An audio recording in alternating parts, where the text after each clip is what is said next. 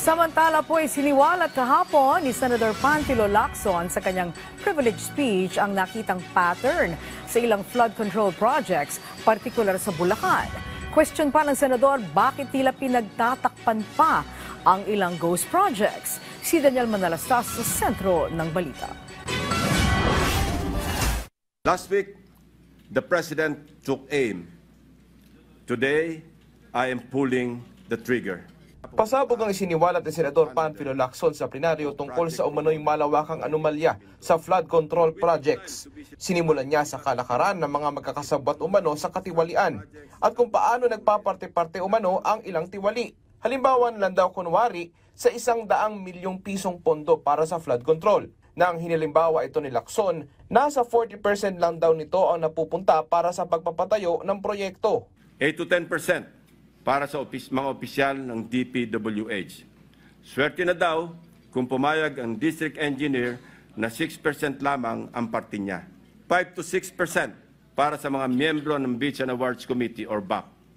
0.5 to 1% para sa COA. Passing through or parking fee na aabot sa katumbas na 5 to 6% ng pondo. 20 to 25% ang karaniwang napupunta sa funder o project proponent na politiko. Sabi ni Lacson, base yan sa kanyang mga pagsasaliksik. Pero nilinaw niyang hindi ito ang representasyon ng lahat ng kalakaran sa flood control projects. Bukod dyan, inisa-isa pa ni Lacson sa kanyang presentasyon ang ilang lugar sa bansa na may mga questionable umanong flood control projects. Tulad na lang sa ilang lugar sa Pampanga, La Union, Oriental Mindoro at Bulacan. We discovered a congressional representative showcasing his midterm accomplishment report covering the period from June 30, 2022 to December 31, 2023. He openly lists projects, hold your breath, funded by his office. Isa pa sa pinagmamalaki ng mga pag-angking congressman ay ang flood control structure sa Butas River. Ano kaya ang taglay na agimat ni Congressman? Kung saan may multimillion projects, dumadapo ang agila. Pero lubog pa rin sa baha ang nadadapuan ng agila. Pero pinakamalala raw ang lalawigan ng Bulacan na aming maituturing na pinaka-notorious pagdating sa anomalya ng flood control projects. Isa-isa raw binisita ng mga staff ni Lacson ang mga flood control projects. May ilan daw na umano'y ghost projects na tila pinagtatakpan.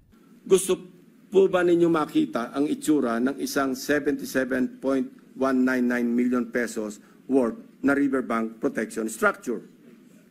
Tingnan po natin. Nasaan na nga ba? Ewan ko, Mr. President, dahil wala tayong makita. Hello, Darcy.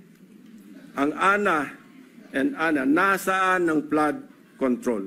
Napansin din ng senador ang pare-pareho umanong pattern ng proyekto sa ilang flood control projects. Makikita natin ang iisang pattern ng mga proyektong guni-guni ng Darcy and Ana at Wawaw Builders sa Barangay Carillo, Abulalas, Iba, at San Nicolas, First Engineering District ng Bulacan.